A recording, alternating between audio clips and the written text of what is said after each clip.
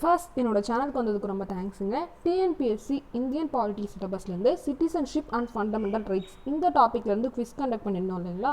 So அதில் கேட்கப்பட்ட கொஷின்ஸோட answers பார்த்துட்டு வேறு என்னெல்லாம் இம்பார்ட்டன்ட் பாயிண்ட்ஸ் இந்த டாப்பிக்கில் இருக்குது அண்ட் டிஎன்பிஎஸ்சிலேருந்து எப்படியெல்லாம் கொஷின்ஸ் கேட்டிருக்காங்க அப்படின்ட்டு தான் நம்ம இந்த வீடியோவில் பார்க்க போகிறோம். அதுக்கு முன்னாடி டெலகிராம் குரூப்பில் ஆட் ஆகாதவங்க டிஸ்கிரிப்ஷனில் லிங்க் இருக்குங்க, அதை கிளிக் பண்ணி ஆட் ஆகிக்கோங்க. அப்போ தான் நான் டெய்லி கண்டக்ட் பண்ணுற குவிஸை நீங்களும் ஃப்ரீயாக அட்டென்ட் பண்ண முடியும். அண்ட் இன்னும் யூடியூப் சேனலை சப்ஸ்கிரைப் பண்ணாதவங்க பார்த்துட்டு இருந்தீங்கனாலும் சப்ஸ்கிரைப் பண்ணிட்டு வந்துருங்க. கொஷின்ஸ் பார்க்கறதுக்கு முன்னாடி இந்த குவிஸினோட லீடர் போர்ட் பார்த்துடலாங்களா. ஸோ 15 கொஷினில் 13 கொஷின் கரெக்டாக அட்டன் பண்ணியிருக்காங்க. ஜேடிசி RASSP 11 கொஷின்ஸ் கரெக்டாக அட்டன் பண்ணியிருக்காங்க. ராஜி 10 கொஷின்ஸ் கரெக்டாக அட்டன் பண்ணியிருக்காங்க. ஸோ எப்பவும் சொல்கிறதாங்க, இவங்க மட்டும் வின்னர்ஸ் கிடையாது. டெய்லி கொடுக்குற டாப்பிக்கை கரெக்டாக படிச்சுட்டு வந்து தன்னோட பெஸ்ட்டு கொடுக்குற எல்லாருமே வின்னர்ஸ் தான். கண்டிப்பாக நம்ம எல்லாருமே விஷன் 2020 அச்சீவ் பண்ணிவிடுவாங்க. First question, choose the correct one. Option A, word citizen derived from creek word அப்படின்னு கொடுத்துருந்தேன்னா, ஸோ அது வந்து க்ரீக் வேர்ட் கிடையாதுங்க, லாட்டின் வேர்ட்லேருந்து டிரைவ் பண்ணியிருப்பாங்க. ஸோ அது என்ன வேர்ட் அப்படின்னு பார்த்தீங்கன்னா சிவிஸ் அப்படின்னு சொல்லுவோம். இதுக்கான மீனிங் வந்து ஏன்ஷியன்ட் ரோமில் என்ன சொல்லியிருந்தாங்கன்னா, நகரத்தில் குடியிருப்போர் அப்படின்னு சொல்லியிருந்தாங்க. ஸோ அது தழுவி இப்போ என்ன மீனிங்காக இருக்குது அப்படின்னு பார்த்தீங்கன்னா, நாடுகளின் உறுப்பினர், மெம்பர்ஸ் ஆஃப் ஸ்டேட் அப்படின்னு சொல்கிறோம். ஓகேவா. ஸோ அப்போ சிட்டிசன் அப்படின்ற வேர்டு பார்த்தீங்கன்னா ஏன்ஷியன்ட் ரோமில் லாட்டின் வேர்ட்லேருந்து எடுக்கப்பட்டது. ஓகேவா. தென் நெக்ஸ்ட், இந்த சிட்டிசன்ஷிப்பை பற்றி பார்ட் 3ல் கொடுத்துருப்பாங்க அப்படின்னு சொன்னோன்னா, ஸோ பார்ட் 3 கிடையாதுங்க, பார்ட் 2ல் கொடுத்துருப்பாங்க. இந்தியன் கான்ஸ்டிடியூஷனோட பார்ட் 2ல் சிட்டிசன்ஷிப் பற்றி இருக்கும். நெக்ஸ்ட் இதை சொல்லக்கூடிய ஆர்டிக்கிள் பார்த்தீங்கன்னா 5லேருந்து 11 வரைக்கும். ஓகேவா. ஸோ ஆர்டிக்கிள் 5 to 11 வரைக்கும் இந்த சிட்டிசன்ஷிப் பற்றி தான் இருக்கும். தென் இந்த அமெண்ட்மெண்ட் ஆக்ட், ஸோ அமெண்ட்மெண்ட் எப்போ பண்ணாங்கன்னு பார்த்தீங்கன்னா 2003 தான். ஸோ அப்போ இது கரெக்டாக இருக்குது. ஸோ இந்த சிட்டிசன்ஷிப் அமெண்ட்மெண்ட் ஆக்ட் 2003 வந்து ஏன் முக்கியமாக சொல்கிறேன் அப்படின்னா, இந்த இயரில் பார்த்தீங்கன்னா காமன்வெல்த் சிட்டிசன்ஷிப் அப்படின்னு இதுக்கு முன்னாடி இருந்துச்சு சரிங்களா. ஸோ 2003க்கு முன்னாடி வரைக்கும் காமன்வெல்த் சிட்டிசன்ஷிப் அப்படின்னு ஒன்று இருந்தது. ஸோ அதை வந்து ரிப்பீல் பண்ணது தான் இந்த அமெண்ட்மெண்ட் ஆக்ட். ஓகேவா. தென் இதுக்கு முன்னாடி பார்த்தீங்கன்னா ஃபஸ்ட்டு சிட்டிசன்ஷிப் ஆக்ட் எப்போ கொண்டு வந்தாங்க அப்படின்னு பார்த்தீங்கன்னா 1955ல். ஓகேவா. இதுக்கப்புறம் 8 டைம்ஸ் அமெண்ட்மெண்ட் நடந்தது. ஓகேவா. ஸோ இப்போ நம்ம சிட்டிசன்ஷிப்பை எப்படி பெறலாம், எப்படி வந்து அது லாஸ் ஆகலாம் அப்படின்றத சொல்கிறது தான் இந்த சிட்டிசன்ஷிப் ஆக்ட் 1955. ஓகேவா. ஸோ நெக்ஸ்ட் கொஷின் போகலாமா.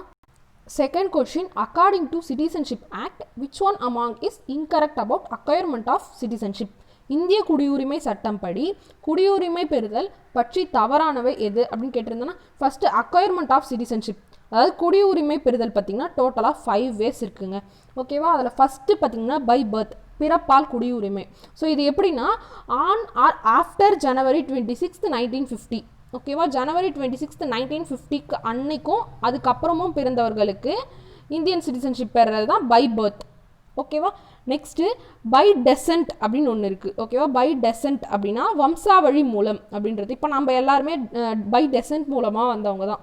நமக்கு இந்தியன் சிட்டிசன்ஷிப் பார்த்திங்கன்னா வம்சாவழி மூலம் தான். ஸோ நம்மளுடைய மூதாதையர்கள் இந்த ஜனவரி 26, 1950க்கு அப்புறமா பிறந்தவங்க. ஓகேவா. தென் ஏன்னா இதில் வந்து ஒரு கோட்பாடுகள் இருக்குது. இந்த பை பர்த்தில் ஜனவரி 26, 1950க்கு அப்புறமா அண்டு பிஃபோர் 1 ஜூலை 1987 அப்படின்ற ஒரு டேர்ம் இருக்குது. ஓகேவா. ஸோ அதனால் நம்ம பை டெசன்ட்குள்ளே வரும். ஸோ இந்த வம்சாவழி மூலம் இவங்க வந்தது பார்த்திங்கன்னா ஃபாதர் இல்லை மதர் யாராவது ஒருத்தவங்க பிறக்கும் பொழுது இந்த இந்தியன் சிட்டிசன்ஷிப்பில் இருந்திருக்கணும். ஓகேவா. ஸோ அப்போ இவங்க கரெக்டு. நெக்ஸ்ட்டு பார்த்திங்கன்னா பை நேச்சுரலைசேஷன், இயல்பு குடியுரிமை.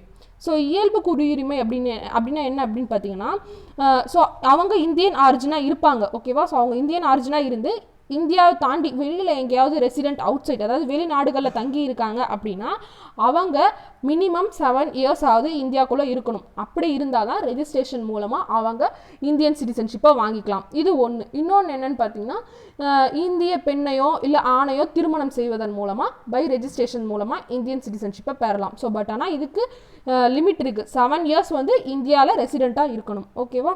நெக்ஸ்ட்டு பார்த்தீங்கன்னா இந்த பை நேச்சுரலைசேஷன், இயல்பு குடியுரிமை அப்படின்னு சொல்லுவோமா. ஸோ இயல்புரிமை மூலம் அப்படின்னு சொல்லுவோம். ஸோ இது என்ன அப்படின்னு பார்த்தீங்கன்னா, ஃபாரினர்ஸ் இருப்பாங்க இல்லையா. ஸோ அவங்களே விருப்பப்பட்டு நான் வந்து இந்தியன் சிட்டிசன்ஷிப் எனக்கு வேணும் அப்படின்ட்டு அப்ளிகேஷன் மூலமாக வாங்கிறது தான் இந்த பை நேச்சுரலைசேஷன். ஓகேவா. ஸோ இதற்கு இவங்க அதாவது ஃபாரினர்ஸ் எவ்வளோ மந்த்ஸ் இந்த இந்தியாவுக்குள்ளே இருக்கணும் அப்படின்னு பார்த்தீங்கன்னா 12 months இருந்தாகணும். ஓகேவா. நெக்ஸ்ட்டு இந்த 5th வே, அதாவது by incorporation of foreign country கிடையாதுங்க, டெரிட்டரி அப்படின்னு சொல்லுவோம். பை இன்கார்பரேஷன் ஆஃப் டெரிட்டரி அப்படின்னா பிரதேச நாடுகளை இணைவதின் மூலம் அப்படின்னு சொல்லுவோம். அதாவது இப்போ ஏதாவது ஒரு ஸ்டேட் வந்து எக்ஸ்ட்ரா இந்தியாவுக்குள்ளே ஆட் ஆகுது அப்படின்னா அந்த மக்களுக்கு இந்தியா, அதாவது கவர்மெண்ட் ஆஃப் இந்தியா வந்து இந்தியன் சிட்டிசன்ஷிப் தராங்க இல்லையா, ஸோ அதை தான் வந்து பை இன்கார்பரேஷன் ஆஃப் டெரிட்டரி அப்படின்னு சொல்லுவாங்க. ஃபார் எக்ஸாம்பிள் பாண்டிச்சேரி எடுத்துக்கிட்டிங்கன்னா இணைவதன் மூலம் இந்தியன் சிட்டிசன்ஷிப் கொடுத்தாங்க இல்லையா 1962 ஆர்டர் படி.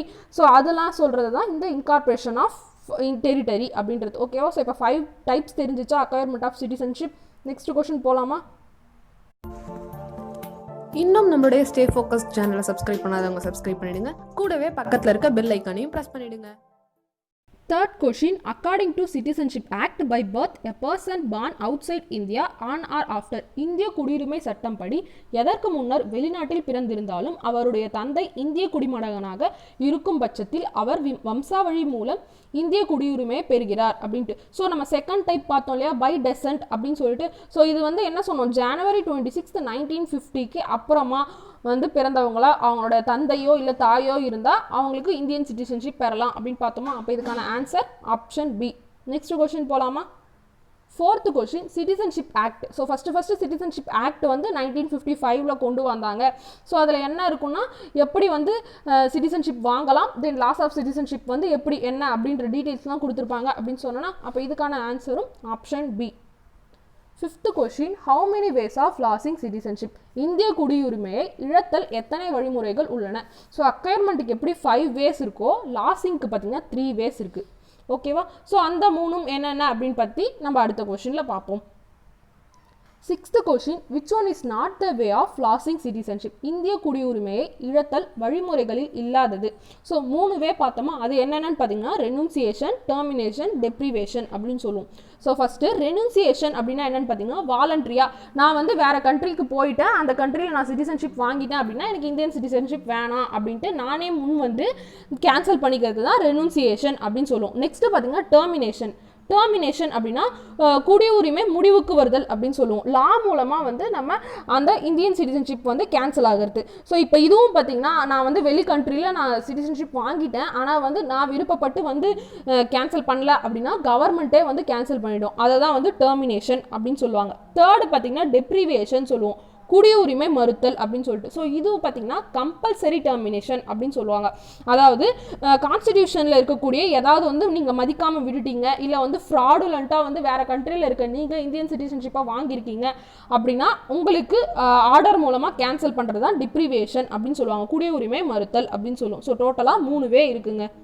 9th question, incorrect about fundamental rights. So fundamental rights பற்றி ராங்காக இருக்கிறது சூஸ் பண்ணுற மாதிரி கேட்டிருந்தீங்களா ஒரு question. So first fundamental rights பற்றி இந்தியன் கான்ஸ்டிடியூஷனில் பார்ட் 3 தாங்க கொடுத்துருப்பாங்க.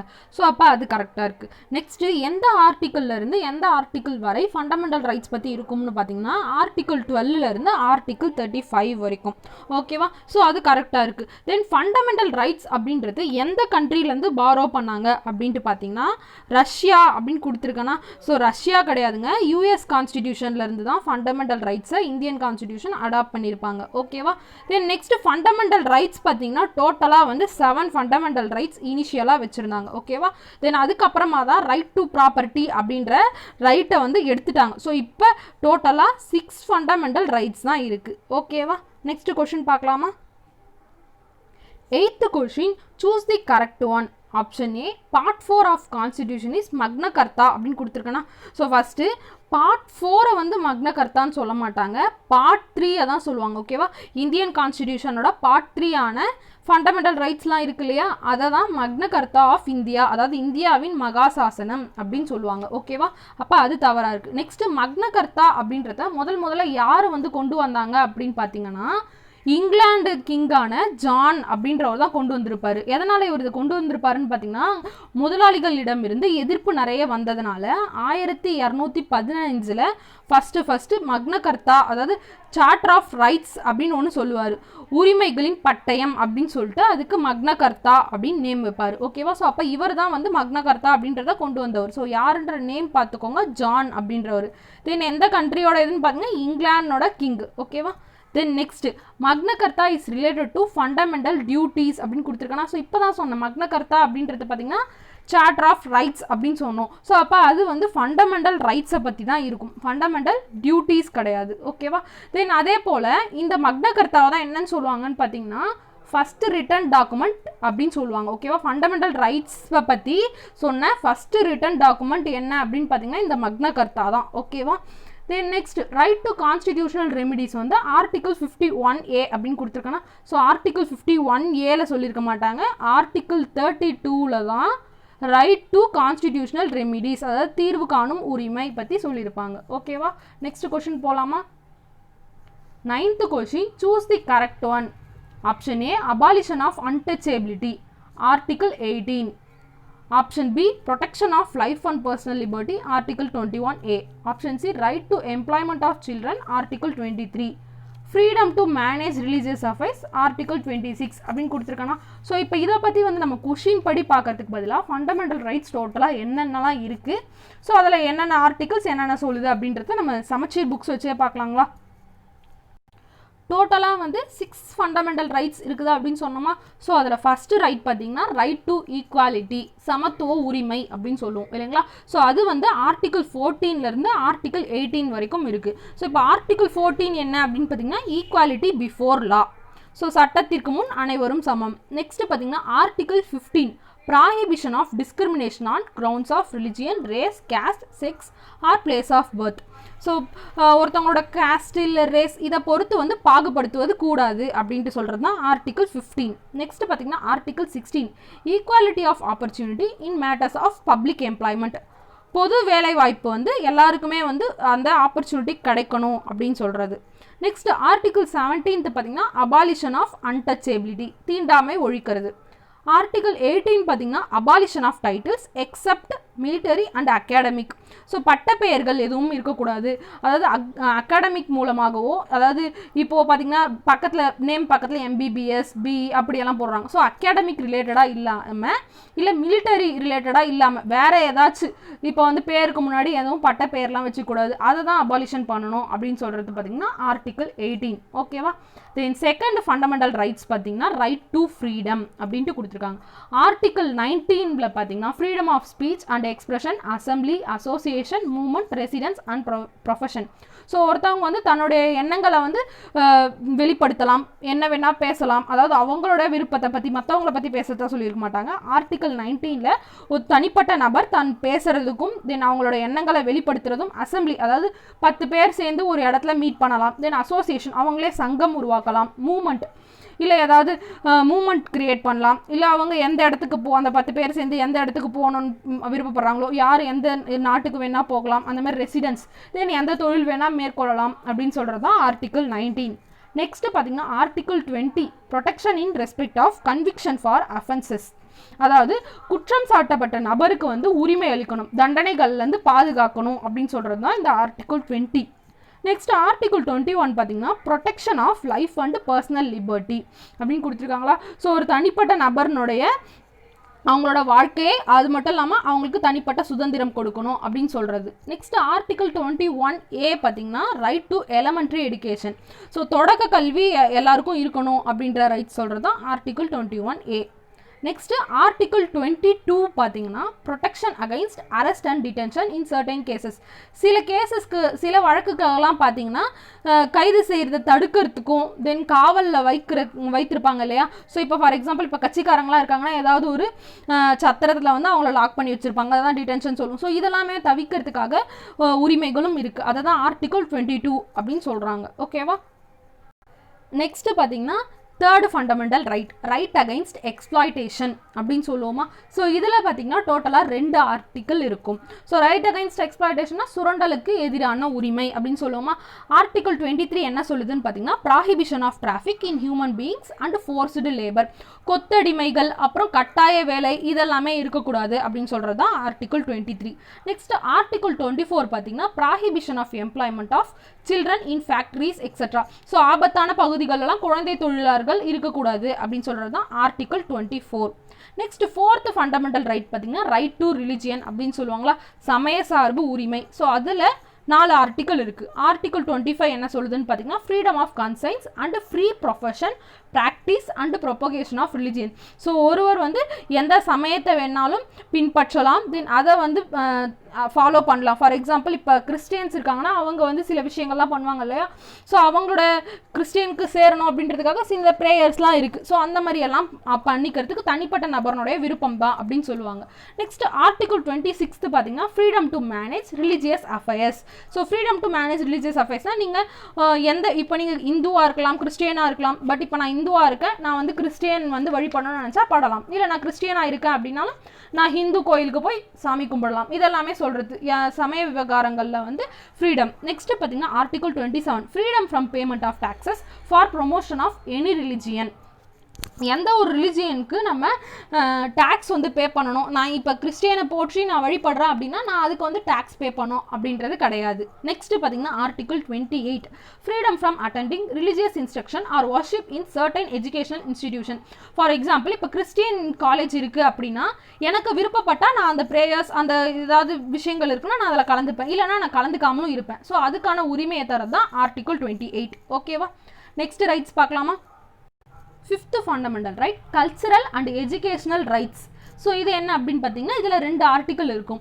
இது எதுக்காகனா கல்வி கலாச்சார உரிமை அப்படின்னு சொல்லுவோம். ஆர்டிகல் 29 என்ன சொல்கிறாங்கன்னு பார்த்தீங்கன்னா protection of language script and culture of minorities. So minority பீப்புளோட எழுத்து மொழி அப்புறம் அவங்களோட கலாச்சாரம் இது எல்லாத்தையுமே ப்ரொடெக்ட் பண்ணணும் அப்படின்னு சொல்கிறதான் ஆர்டிகல் 29. நெக்ஸ்ட் ஆர்டிகல் 30 பார்த்தீங்கன்னா right of minorities to establish and administer educational institution. இப்போ நான் ஒரு மைனாரிட்டியை சேர்ந்த கம்யூனிட்டியில் இருக்கேன் அப்படின்னா நான் வந்து என்ன வேணால், அதாவது நான் ஒரு நிறுவனத்தை வந்து நானே உருவாக்கி நானே அதை அட்மினிஸ்ட்ரேஷன் பண்ணுற அளவுக்கு எனக்கு உரிமை இருக்குது அப்படின்னு சொல்கிறது தான் ஆர்டிகல் 30. ஓகேவா? நெக்ஸ்ட் 6th ஃபண்டமெண்டல் ரைட் பார்த்தீங்கன்னா ரைட் டு கான்ஸ்டிடியூஷனல் ரெமிடிஸ் தீர்வு காணும் உரிமை அப்படின்னு சொல்லுவோமா. இதில் ஒரு ஆர்டிக்கல் மட்டும் இருக்கும், ஆர்டிக்கல் 32 அப்படின்னு சொல்லிட்டு. ஸோ இதில் என்ன சொல்லியிருக்காங்கன்னு பாருங்கள். It allows individuals to seek redressal for the violation of the fundamental rights. தனிப்பட்ட நபரின் உரிமைகள் பாதுகாக்கப்படும் போது நீதிமன்றத்தை அணுகி உரிமை பெறுதல் அப்படின்னு சொல்லுவோம். ஓகேவா? ஸோ இப்போ இதுதான் டோட்டலாக 6 ஃபண்டமெண்டல் ரைட்ஸ் வந்து இப்போ கரண்ட்டாக இருக்குது. ஓகேவா?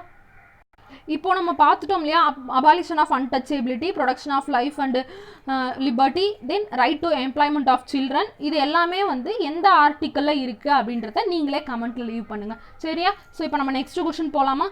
10th question right of minorities to establish and administer educational institution. So minority people வந்து அவங்க வந்து நிறுவனத்தை, அதாவது எஜுகேஷனல் இன்ஸ்டிடியூஷன் வந்து உருவாக்க போகிறாங்க, இல்லை அதை அட்மினிஸ்ட்ரேஷன் பண்ணுறாங்கன்னா அவங்களுக்கு அந்த உரிமையை கொடுக்கறது பார்த்திங்கன்னா ஆர்டிக்கல் 30 அப்படின்ட்டு பார்த்தோமா. ஸோ அப்போ நெக்ஸ்ட் கொஸ்டின் போகலாமா?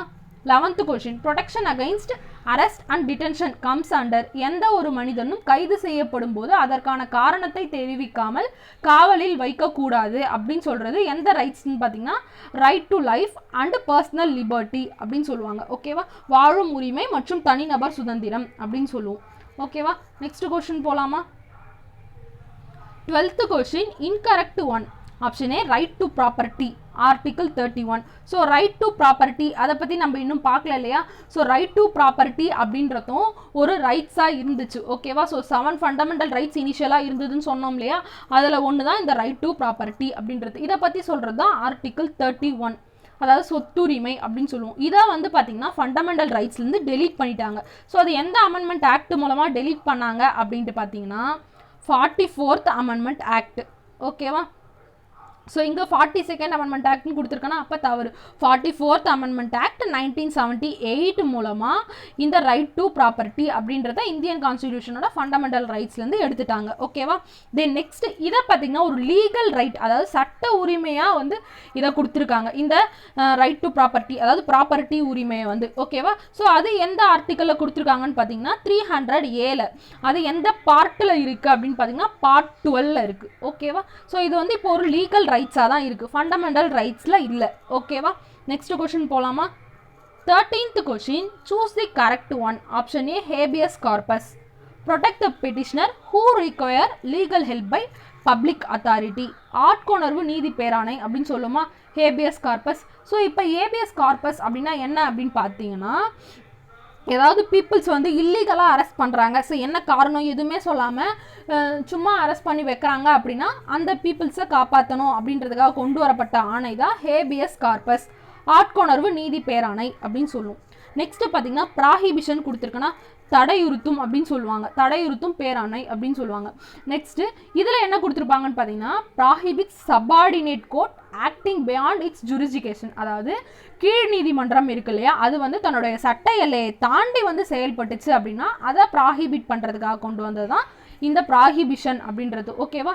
தென் நெக்ஸ்ட் கோ வேரண்டோ அப்படின்ட்டு, அப்போ இது ரெண்டுமே தவறாக இருக்குது. Next quo warranto prevents usurpation of public office through illegal manner அப்படின்னு சொல்லுவாங்க. அதாவது கோவாரண்டோனா தகுதி வினவும் நீதி பேராணை அப்படின்னு சொல்கிறோம். ஓகேவா. ஸோ இது எதுக்காக அப்படின்னு பார்த்தீங்கன்னா சட்டத்திற்கு புறம்பா வந்து தகாத முறையில் அரசு அலுவலகத்தை வந்து கைப்பற்றினாங்க அப்படின்னா அதை தடை செய்யறதுக்காக கொண்டு வந்தது தான் இந்த கோ வாரண்டோ அப்படின்றது, தகுதி முறை வினவும் நீதி பேராணை அப்படின்னு சொல்லுவோம். ஸோ இப்போ இது எல்லாமே என்ன அப்படின்னு பார்த்தீங்கன்னா ரைட் டு கான்ஸ்டிடியூஷனல் ரெமிடிஸ் பார்த்தோம் இல்லையா, ஆர்டிகல் 32. ஸோ அதில் கொடுத்துருக்கக்கூடிய ரிட்ஸ், அதாவது கட்டளை இல்லைனா ஆணை அப்படின்னு சொல்லுவோம் இது எல்லாமே. ஓகேவா. ஸோ இப்போ இதெல்லாம் மிஸ் ஆகிருக்கிறத நம்ம அடுத்த கொஸ்டினில் பார்ப்போம். இன்னும் சில ரிட்ஸ் எல்லாம் இருக்குது. இன்னும் நம்மளுடைய ஸ்டே ஃபோக்கஸ் சேனலை சப்ஸ்கிரைப் பண்ணாதவங்க சப்ஸ்கிரைப் பண்ணிடுங்க. கூடவே பக்கத்தில் இருக்க பெல் ஐக்கானையும் ப்ரெஸ் பண்ணிடுங்க. 14th question, which quashes an order issued by a subordinate court by overstepping its jurisdiction? So jurisdiction இது என்ன அப்படின்றத நான் தமிழில் ஃபஸ்ட்டு கிளியராக பார்ப்போம். இப்போது உயர் நீதிமன்றம் இருக்குன்னு வச்சுக்கோங்க, ஏதோ ஒரு வழக்கு தொடர்த்திருக்காங்க, ஆனால் அதுக்கான ஆவணங்களை வந்து நியாயமாக வந்து கீழ் நீதிமன்றங்களுக்கு கொடுக்கல, இல்லை அதிகாரிகளுக்கு அதற்கு சம்மந்தப்பட்ட அதிகாரிகளுக்கு கொடுக்கல அப்படின்னா தொடரக்கூடிய ஆணை தான் இந்த செட்டியோரரி அப்படின்னு சொல்லுவோம். ஓகேவா. சான்றாய்வு நீதி பேராணை அப்படின்னு சொல்லிட்டு. ஸோ அந்த ஆவணங்கள்லாம் உயர் நீதிமன்றமே இருந்தாலும் தன்னுடைய கீழ் நீதிமன்றத்துக்கு சப்மிட் பண்ணணும். ஓகேவா. ஸோ அந்த மாதிரி சப்மிட் பண்ணலை அப்படின்னா தொடரக்கூடியது தான் இந்த செட்டியோரரி அப்படின்னு சொல்லுவோம், ஆவண கேட்பு பேராணை அப்படின்னு சொல்லுவோம். ஓகேவா. ஸோ நெக்ஸ்ட் கொஸ்டின் போகலாமா. 15th question, which article automatically suspended the article 19 அப்படின்னு கொடுத்துருந்தேன்னா, ஸோ ஆர்டிக்கல் 19னா என்ன அப்படின்னு ஃபஸ்ட்டு நமக்கு ஏற்கனவே பார்த்துருக்கோம். என்னென்னு பார்த்தீங்கன்னா freedom to speech, expression, assembly. அதாவது இதில் முக்கியமானது நோட் பண்ணால் அசம்பிளி, அதாவது இப்போ 4 பேர் சேர்ந்து தனியாக ஒரு பொது இடத்துல மீட் பண்ணுறது எல்லாத்துக்கான உரிமைகளும் இருக்குது அப்படின்னு சொன்னோம். இப்போ ஆர்டிகல் 352 என்னென்னா நேஷ்னல் எமர்ஜென்சி அப்படின்னு வச்சுக்கோங்க. ஸோ இப்போ வார் நடக்குது, இல்லை எக்ஸாம்பிள் இப்போ நம்ம கோவிட்-19 எடுத்துக்கோங்க.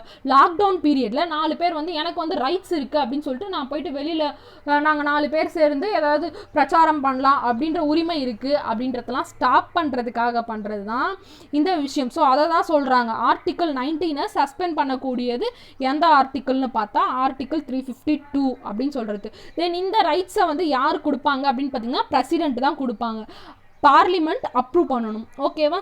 தென் எந்த சர்க்கம்ஸ்டான்சஸ்லையுமே 2 ஃபண்டமெண்டல் ரைட்ஸ் வந்து பறிக்கவே பட முடியாது, சஸ்பெண்ட் பண்ண முடியாது அப்படின்னா அது ஆர்டிக்கல் 20யும் ஆர்டிக்கல் 21 தான். அதாவது freedom to life and liberty article 21. Article 20னா அஃபென்சஸ், அதாவது குற்றம் சாட்டப்பட்ட நபருக்கு வந்து தண்டனையிலிருந்து பாதுகாக்கிறது. ஸோ இது ரெண்டுமே வந்து எந்த ஆர்டிக்கல் மூலமாகவும் சஸ்பெண்ட் பண்ண முடியாது. ஓகேவா, எந்த சிச்சுவேஷன்லையும். தென் இதை தவிர்த்து இன்னும் சில விஷயங்கள்லாம் இருக்குங்க. சிட்டிசன்ஷிப் பார்த்தீங்கன்னா சிங்கிள் சிட்டிசன்ஷிப், டுவல் சிட்டிசன்ஷிப்னு 2ஆக பிரிப்பாங்க. ஓகேவா. ஸோ நம்ம இந்தியா வந்து சிங்கிள் சிட்டிசன்ஷிப்பா இல்லை டுவல் சிட்டிசன்ஷிப்பா அப்படின்னு கேட்டால் இந்தியா வந்து சிங்கிள் சிட்டிசன்ஷிப்பில் தான் இருக்குது. ஓகேவா. டுவல் சிட்டிசன்ஷிப்க்கு எக்ஸாம்பிள் சொல்லணும்னா USA, ஸ்விட்சர்லாண்ட் இது எல்லாமே டுவல் சிட்டிசன்ஷிப்பில் தான் இருக்குது. ஸோ இப்போ டுவல் சிட்டிசன்ஷிப்னா என்னென்னு பார்த்தீங்கன்னா அங்கே வந்து 2 சிட்டிசன்ஷிப் இருக்கும். ஒன்று வந்து நேஷனல் சிட்டிசன்ஷிப்னு சொல்லுவாங்க, இன்னொன்று ஸ்டேட் சிட்டிசன்ஷிப்னு சொல்லுவாங்க. ஓகேவா. ஸோ அதுதான் டுவல் சிட்டிசன்ஷிப்னு சொல்லுவாங்க. தென் இந்த இந்தியாவுடைய ஃபர்ஸ்ட் சிட்டிசன் யார் அப்படின்ட்டு கேட்கலாம். பிரசிடெண்ட்டை தான் first citizen of our country அப்படின்னு சொல்லுவோம். ஓகேவா. ஸோ இந்த பாயிண்ட்டை பார்த்துக்கோங்க. தென் இப்போ ஓவர்சீஸ் சிட்டிசன்ஷிப் ஆஃப் இந்தியா அப்படின்னு ஒன்று இருக்குது. ஓவர்சீஸ் சிட்டிசன்ஷிப் வந்து 3 இருக்குங்க. ஸோ அது என்னென்னு பார்த்தீங்கன்னா என்ஆர்ஐன்னு யாரை சொல்லுவோம்னா வெளிநாடு வாழ் இந்தியர் அப்படின்னு சொல்லுவோம். அவங்க வந்து வெளிநாடுகளில் தங்கி இருப்பாங்க, ஆனால் இந்தியன் பாஸ்போர்ட்டை கையில் வச்சுருப்பாங்க. ஸோ அவங்கள தான் நான் ரெசிடென்ட் இந்தியா அப்படின்னு சொல்லுவோம். ஓகேவா.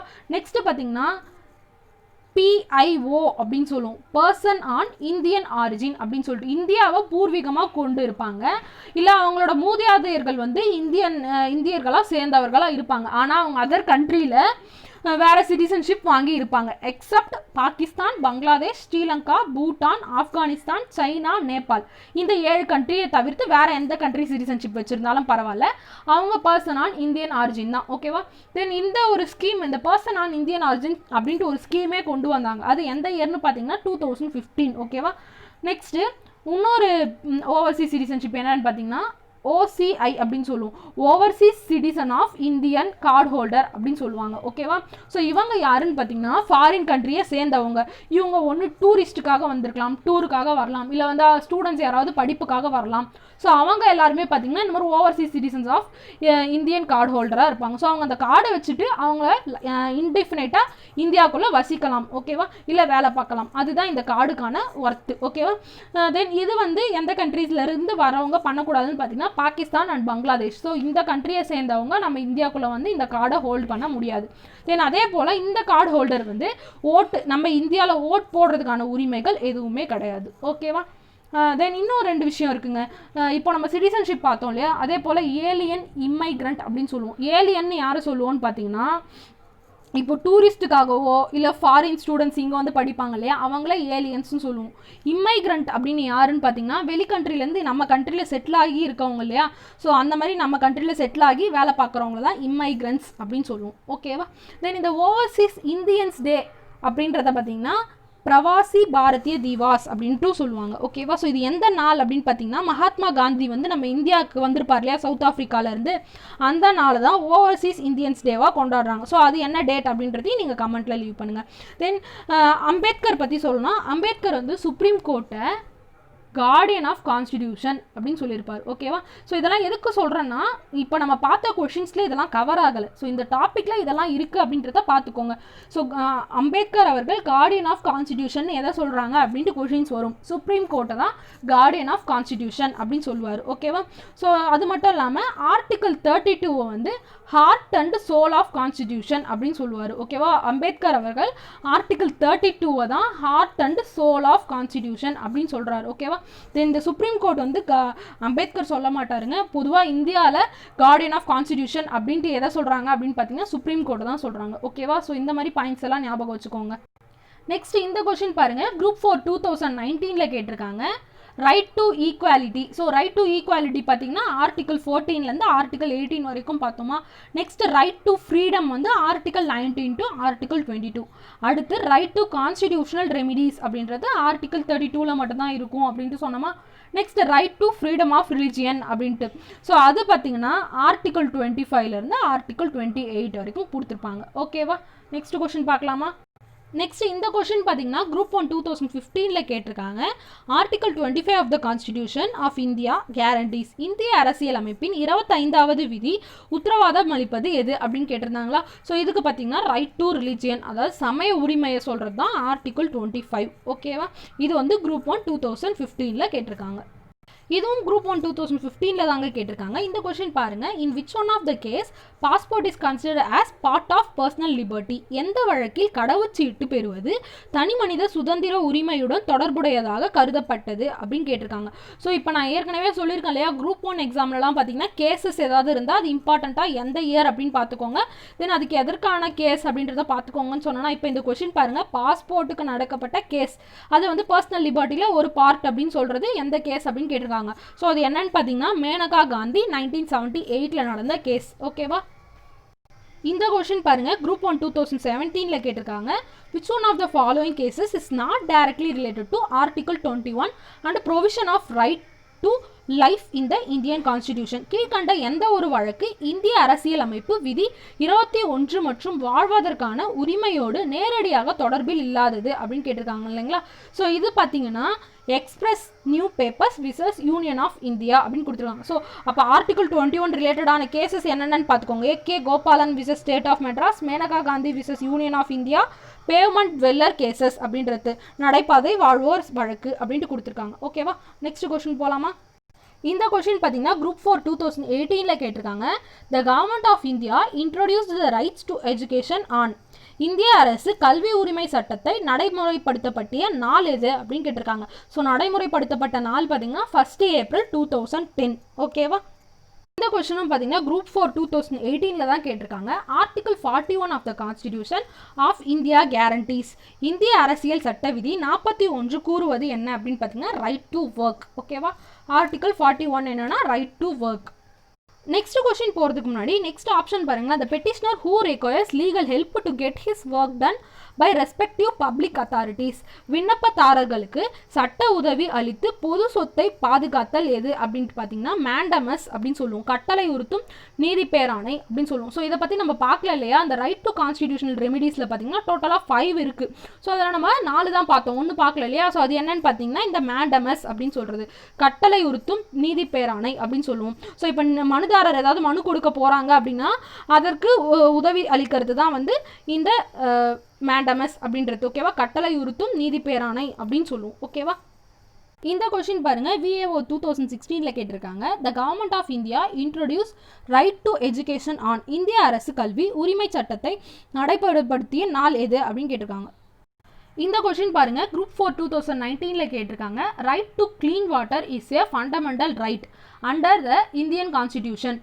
ஆர்டிக்கிள் எந்த ஆர்டிக்கிளில் ரைட் டு கிளீன் வாட்டரை வந்து ஃபண்டமெண்டல் ரைட்ஸாக வச்சுருக்காங்க. அதாவது சுத்தமான குடிநீர் பெறுதல் என்பது நமது அடிப்படை உரிமை. இது எந்த அரசியல் அமைப்பில் எந்த பிரிவில் அடங்கியுள்ளது அப்படின்னு கேட்டிருக்காங்க. ஓகேவா, ஸோ அது எந்த ஆர்டிக்கிள்னு பார்த்தீங்கன்னா ஆர்டிக்கிள் 21, அதாவது freedom to life and liberty அப்படின்னு இருக்கு இல்லையா. ஸோ அதை தான் வந்து அதில் ஒன்று தான் இந்த ரைட் டு கிளீன் வாட்டர் அப்படின்றது, சுத்தமான குடிநீர் பெறுதல் அப்படின்றத சொல்லியிருக்காங்க. நெக்ஸ்ட் இந்த கொஸ்டின் பாருங்க, the Indian constitution consist of fundamental rights under part. எந்த பார்ட்டில் இந்தியன் கான்ஸ்டிடியூஷனில் ஃபண்டமெண்டல் ரைட்ஸ் பற்றி சொல்கிறாங்க. ஸோ இதுதான் நம்ம ஃபஸ்ட்டே பார்த்தோம் இல்லையா, இந்தியன் கான்ஸ்டிடியூஷனில் பார்ட் 3 தான் வந்து ஃபண்டமெண்டல் ரைட்ஸ் பற்றி சொல்லியிருப்பாங்க அப்படின்னு சொல்லிட்டு. அப்போ இதுக்கான ஆன்சர் ஆப்ஷன் பி. இது வந்து VAO எக்ஸாம் 2016 கேட்டிருக்காங்க. அவ்வளோதாங்க, இந்த டாப்பிக்கில் என்னெல்லாம் இம்பார்ட்டன்ட் பாயிண்ட்ஸ் இருக்குது, டிஎன்பிஎஸ்சிலேருந்து எப்படியெல்லாம் கொஸ்டின்ஸ் கேட்டிருக்காங்க அப்படின்ட்டு பார்த்துட்டோமா. ஸோ இந்த அளவுக்கு பார்த்தாலே போதுங்க. ஃபுல்லாக 6th to 12th புக்ஸ் வரைக்கும் நம்ம ஃபுல்லாக கவர் பண்ணிட்டோம். டிஎன்பிஎஸ்சிலேருந்து கண்டிப்பாக இதில் தான் கொஸ்டின்ஸ் வரும். அண்ட் இந்த வீடியோ உங்களுக்கு உண்மையாகவே யூஸ்ஃபுல் அப்படின்னு தோணுச்சுன்னா லைக் பண்ணுங்கள். உங்கள் ஃப்ரெண்ட்ஸ் அண்ட் ஃபேமிலியில் யாரெல்லாம் காம்படிட்டிவ் எக்ஸாம்ஸ்க்கு ட்ரை பண்ணிட்டு இருக்காங்களோ அவங்களுக்கும் இந்த வீடியோ ஷேர் பண்ணுங்கள். இது போல் நான் அப்லோட் பண்ணுற வீடியோஸ் எல்லாம் உங்களுக்கு நோட்டிஃபை ஆகணும் அப்படின்னு நினச்சிங்கன்னா என்னுடைய சேனலை சப்ஸ்கிரைப் பண்ணுங்கள். கூடவே பக்கத்தில் இருக்க பெல் ஐக்கானையும் ப்ரெஸ் பண்ணிக்கோங்க. Stay focused. பாய்.